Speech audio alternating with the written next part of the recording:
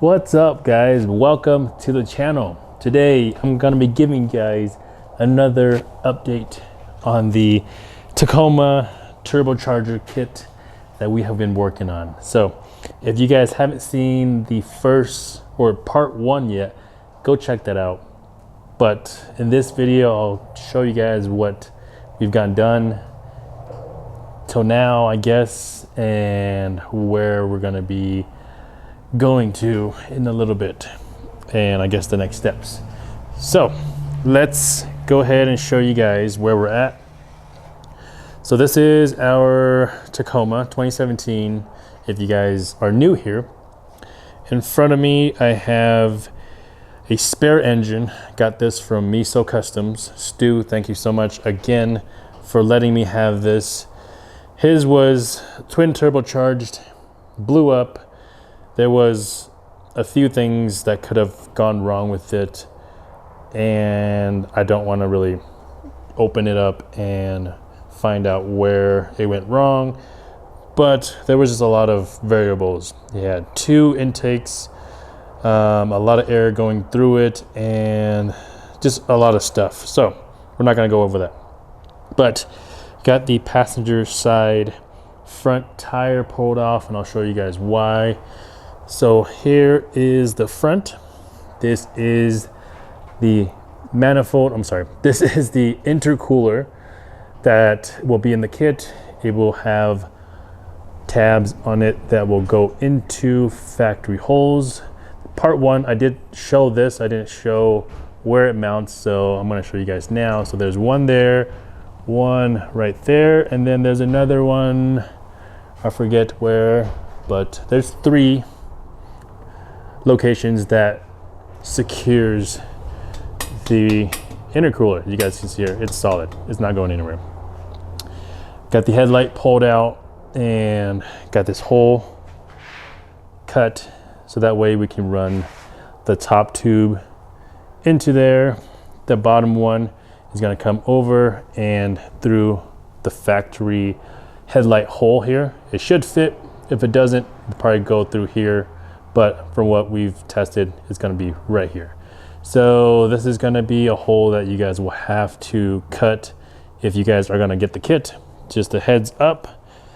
Over here we have, let me brighten this up a little bit. We have some heat shrink. Looks pretty cool with the gold. So some stuff heat shrinked, not heat shrink, I'm sorry, heat wrapped. Not heat shrink, heat wrapped.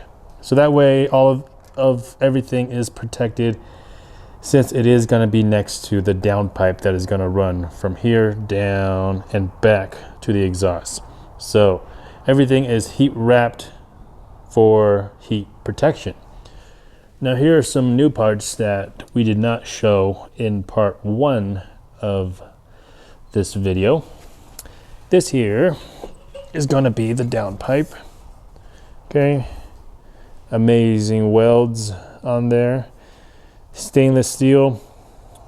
This stainless steel is going to last the lifetime of the vehicle. There's not going to be any issues with rusting or anything like that. Very high grade stainless steel that we used. But yep, there's that. That is a 3-inch pipe. Okay, there is a little flange that we have on there as well to secure it. This one here is going to be the pipe that goes back to our R4T exhaust. This is also a 3-inch pipe. It has a flex head here, hanger right here. So basically it's going to be replacing the Y pipe essentially, or where the Y pipe used to be. Right there, that is the R4T high clearance exhaust. That one has a 2.5-inch pipe on it currently. We have a new pipe on the way. Well, it will be heading out to us probably in about 2 days. So we should have that in a total of 5 days. So late next week, we should have the 3-inch R4T high clearance exhaust. Pretty excited to see how it sounds. So it's going to be pretty amazing, and of course feel all that power. This here is one of the intake pipes. It has the mass airflow sensor on there, same thing, really great welds on that.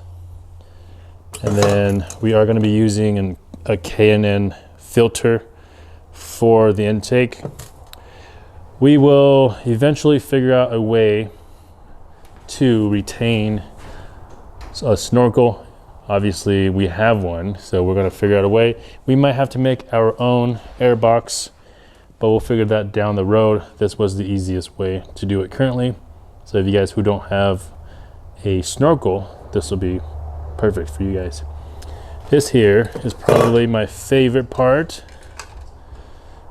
If you guys are a tuner or just a car guy in general, you guys know this right here. This is the HKS triple sequential blow-off valve. This makes the most beautiful noise in the world to a car guy.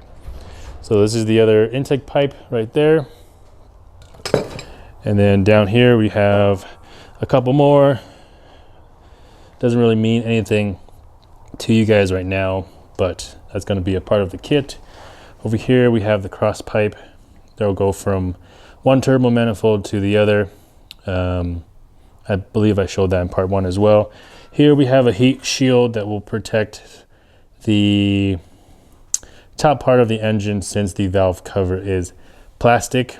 I'm not sure exactly why Toyota made it plastic, but that's this guy right here.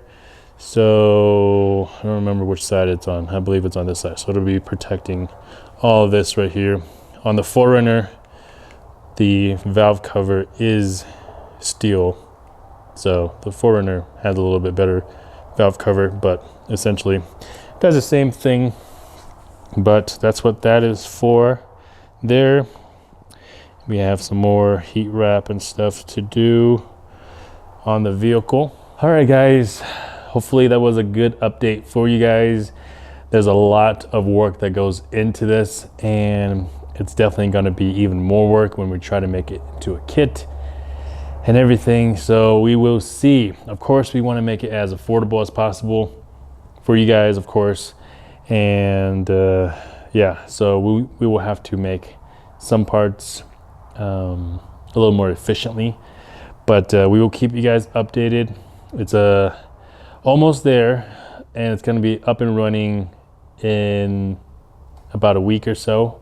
I think as soon as we have that 3-inch high clearance exhaust here, we should be able to install everything and get it up and running, and then we can figure out the tune. So Yoda Works is going to be helping us out with the tune, and we'll figure all that stuff out, and we'll keep you guys updated. But be sure to subscribe to the channel if you guys are not already, and we'll see you guys next time. Peace.